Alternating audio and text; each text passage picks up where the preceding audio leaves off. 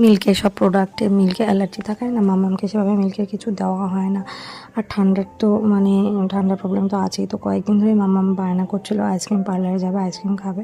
তো এখন আমরা যাচ্ছি ড্রয়িং ক্লাসে। তো ড্রয়িং ক্লাস ছুটির পরে এই যে দেখো ছোট্ট লিপুর কি সুন্দর পুশিক্যাটটা, তাই না? দুজনে খেলছে একটু ছুটির পরে। এরপর আমরা চলে গেলাম আইসক্রিম পার্লারে। এটা হচ্ছে ITI মোড় থেকে একটু সামনের দিকে যেতে হয়, ঢাকেশ্বরী চাইনিজের ঠিক আগে, চকোহাট। ওখানে গেলাম, তো ও একটা 2 in 1 নিল, স্ট্রবেরি ভ্যানিলা মিক্সিং যেটা ওটা।